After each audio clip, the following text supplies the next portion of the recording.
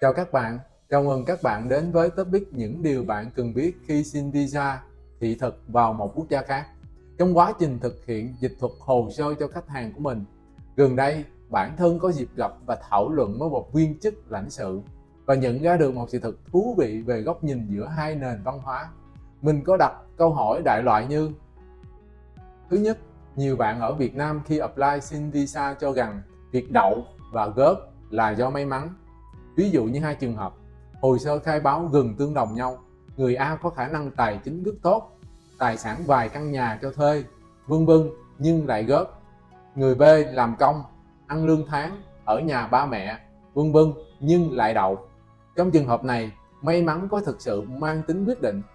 Và câu trả lời tôi nhận được khá thuyết phục rằng có thể người A nhìn hồ sơ bạn có thể cho là mạnh, nhưng góc nhìn của người phê duyệt lại khác. Tài chính không rõ, không chứng minh được dòng tiền minh bạch, lâu lâu lại có dòng tiền lớn vào và không rõ nguồn gốc, những ngôi nhà mà họ sở hữu có lẽ được cầm cố, vân vân. Điều này làm giảm tính minh bạch của hồ sơ với nhân viên lãnh sự. Trường hợp B, có thể chứng minh được thu nhập ổn định và có sự tích lũy hàng tháng. Ngoài ra, thông qua hồ sơ đã nộp những tài liệu được dịch thuật chuẩn chỉnh, rõ ràng và đáng tin cậy, dẫn đến kết quả là đậu. Vì vậy, nhân viên lãnh sự xét duyệt hồ sơ là xét duyệt tính minh bạch và trung thực, vì họ có trách nhiệm với quốc gia và ngăn những cá nhân thiếu trung thực đến quốc gia của họ. Các bạn nên lưu ý vấn đề này. Thứ hai, việc điền đơn xin visa online có những thông tin không khớp với những thông tin đã điền ở những lần xin visa trước đó. Điều này có ảnh hưởng đến việc đưa ra quyết định đậu hoặc gớt visa hay không? Bạn nên biết rằng các quốc gia phát triển luôn đề cao tính trung thực. Việc bạn khai báo visa trước đây và hiện tại có sự khác nhau có thể làm giảm tính trung thực. Vì vậy, điều này có thể làm cho các viên chức lãnh sự đưa ra quyết định hồ sơ kém, dẫn đến khả năng đậu của bạn sẽ khá là thấp.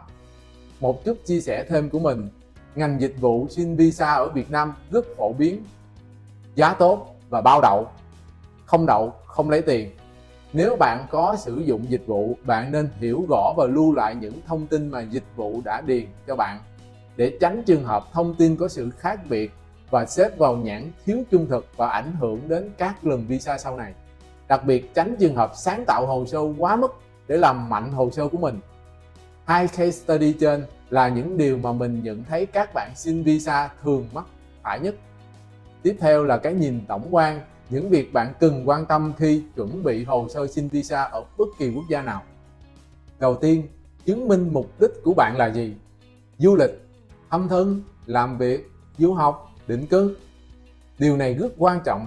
Bạn phải nghĩ đến đầu tiên, mỗi mục đích sẽ có một chiến lược và quy trình hồ sơ khác nhau. Ví dụ, bạn chọn mục du lịch thì trong hồ sơ bạn có lịch trình cụ thể là một điểm cộng. Giả sử bạn chọn mục đích du học thì trong hồ sơ bạn sẽ có thư mời nhập học. Điều này sẽ làm mạnh hồ sơ của bạn. Những điều này mình sẽ chia sẻ sâu hơn với những chủ đề cụ thể sau này. Tiếp theo, chứng minh bạn là ai và khả năng tài chính của bạn như thế nào. Mình gọi là background, như passport, hình ảnh, tài sản, bảng lương, sao kê ngân hàng, bảo hiểm du lịch, tùy mục đích. Và luôn nhớ cần sự rõ ràng và trung thực. Cuối cùng, chứng minh khả năng quay về của bạn rất quan trọng. Hộ khẩu, giấy kết hôn, khai sinh của con, hợp đồng lao động, vị trí làm việc ở công ty. Đây là những hồ sơ cá nhân hóa quan trọng khi bạn đăng ký với mục đích du lịch, thăm thân, business. Đây là thuộc loại visa ngắn ngày. Việc bạn cung cấp những hồ sơ chứng minh khả năng quay về của bạn rất quan trọng cho việc đậu hoặc gớt của bạn. Nhân viên lãnh sự phải chắc rằng bạn sẽ không nhập cư bất hợp pháp vào đất nước của họ. Chứng minh thứ hai, các giấy tờ hồ sơ có cần dịch thuật công chứng hay không? Tùy vào mục đích, đất nước bạn sẽ xin visa mà hồ sơ có cần dịch thuật công chứng hay không.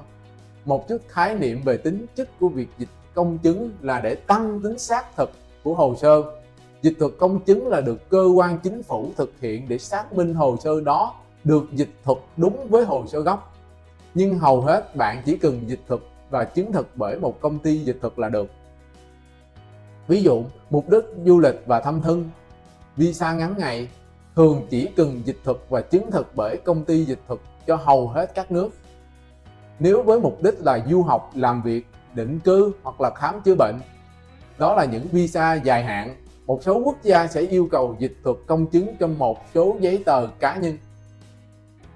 Cuối cùng, bạn cần phải nắm các bước thủ tục xin visa cơ bản như sau. Thứ nhất, xác định loại thị thực phù hợp với bạn, mục đích. Thứ hai, điền đơn xin visa trực tuyến. Thứ ba, chuẩn bị hồ sơ. Những hồ sơ này được chứng minh bởi 3 điều quan trọng đã nêu trên. Thứ tư, đặt lịch hẹn. Thứ năm, nộp hồ sơ và thanh toán lệ phí. Và nhớ rằng góp sẽ không hoàn lại.